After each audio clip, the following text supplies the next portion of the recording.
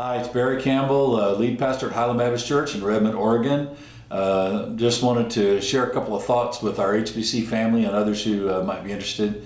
Here at HBC, we have a wonderful team, our staff team and leadership team. Just incredible privilege to serve alongside such wonderful people. And one of the things that happens when you're in ministry, or when you're a teacher or a deacon or a council member or an elder, or just when you're being a good friend in the church, there are going to be times when you need to really be able to listen to people and be able to listen to them, with the right kind of listening skills. And so I want to talk to you a little bit today about improving your listening skills. And I'm taking some information from a book that I wrote a long time ago, but one of the chapters is about how to improve your listening skills. And so I was just thinking about that. And one of the things that we need to be able to do when we're just really listening to people is just really carefully focus in on them. I think the words I used in the chapter was carefully attend, but what I mean is really give them your attention. So when you're listening to people, just really give them that kind of an attention.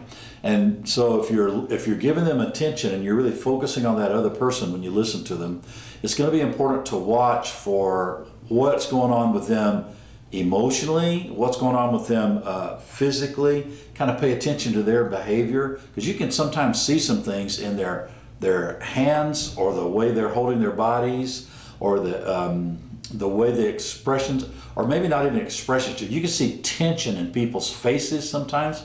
But so just really pay attention to those things. And if you're going to carefully attend to a person, really pay attention to them, it's going to mean eye contact.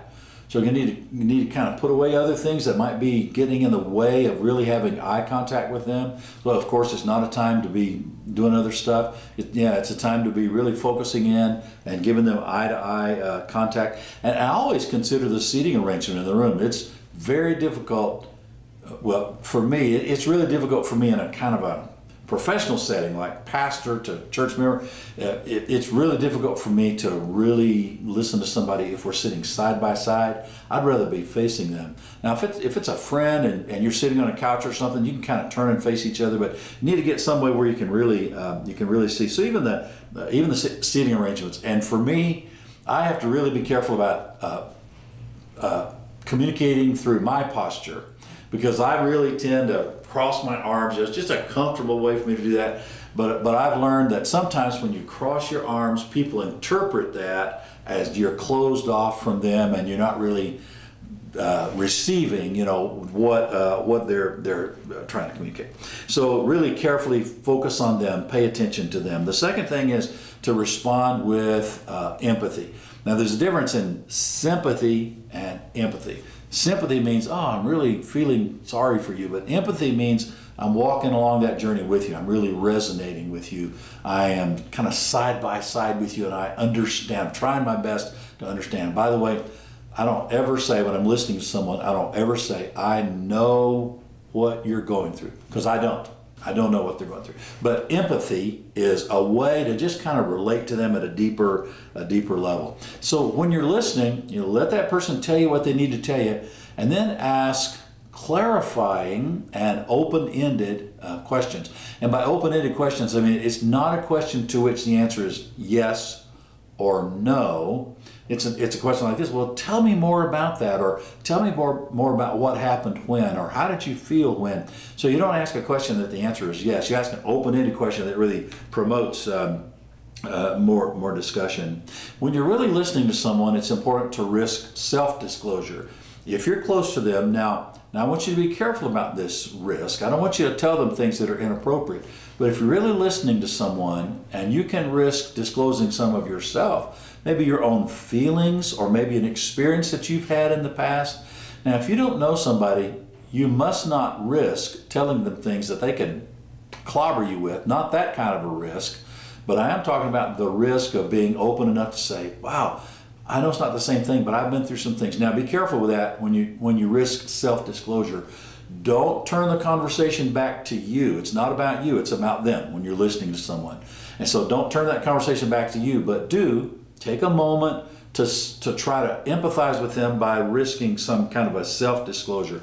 Maybe it's your thoughts and your feelings about a similar experience, but do that kind of quickly and then turn it right back to listening to them. Don't turn it into an occasion to tell your story. That makes sense? So it's not just, don't reverse the thing so that they're listening to you, but if your really purpose is to listen to somebody, you can self-disclose a little bit, you can risk self-disclosure, but at the same time you got to really get it back to being a focus on them.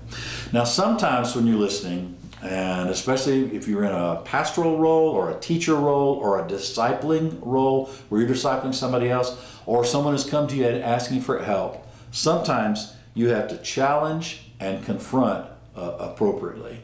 So you listen to somebody, you really listen well, and you really focus on them, you ask some clarifying and open-ended questions, and then you understand what's going on. You may need to challenge them. And some of the areas where you challenge them is distortions, for example.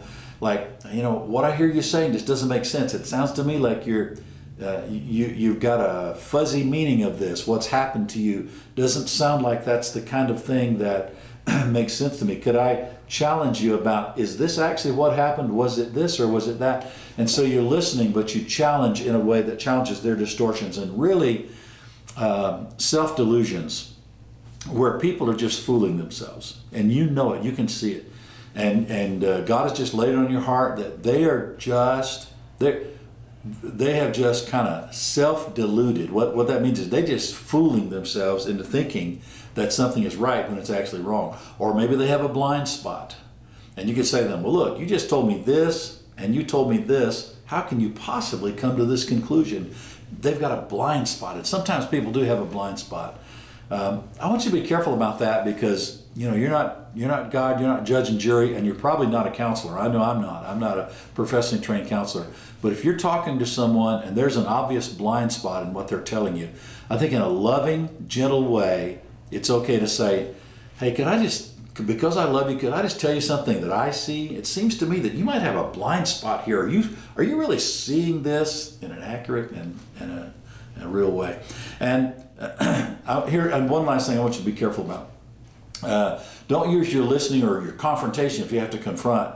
Don't use your confrontation as an occasion to vent your anger. Sometimes the person you're listening to will touch on something that's really sensitive to you, really close to home. Maybe there's something in your past or something somebody's done to you. So don't use your listening to them as an occasion just to really vent your anger at them or to communicate impatience.